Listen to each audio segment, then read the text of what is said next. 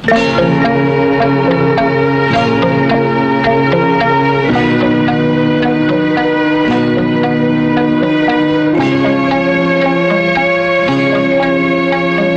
దిగులు పడకండి బాబు గారు. ఆ 7 కొండలు వాడి దయ వల్ల అమ్మగారు సుఖంగా ప్రసవిస్తుంది. డాక్టర్లు నర్సులే కాకుండా అమ్మగారికి ధైర్యం చెప్పడానికి నా భార్య కూడా ఉంది బాబు. భీమన్నా, అనుక్షణం నా భార్యను కాపాడడానికి నీ భార్య సావిత్రిని, నన్ను చూసుకోవడానికి నిన్ను ఆ భగవంతుడే పంపించినట్టున్నాడయ్యా.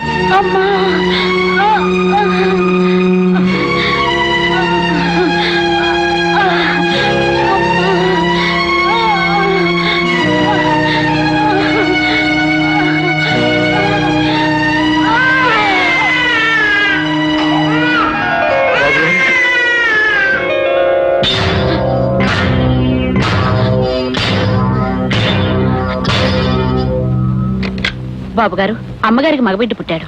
కానీ అమ్మగారి పరిస్థితి చాలా ప్రమాదకరం.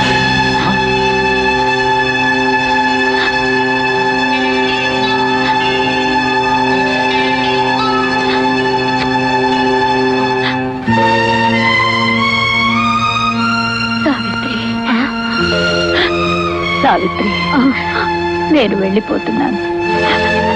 నా బిడ్డకి అమ్మ అనే పిలుపు, అమ్మ ప్రేమ లేకుండా చేయాలని ఆ భగవంతుడు నన్ను తీసుకెళ్తున్నాడు. కానీ అది జరగటానికి వీల్లేదు. అందుకే నా బిడ్డని నీ చేతుల్లో పెడుతున్నాను. వీడికి తల్లి లేని లోటు లేకుండా నువ్వే కన్న తల్లివిగా ఉంటూ అమ్మా అనే మాటకి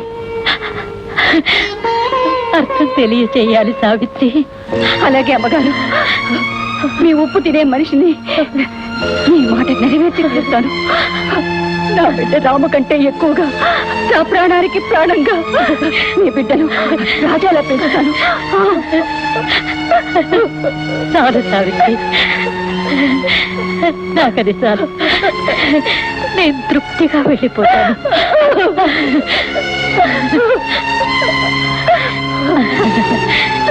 ఏమండి? అమ్మగారు,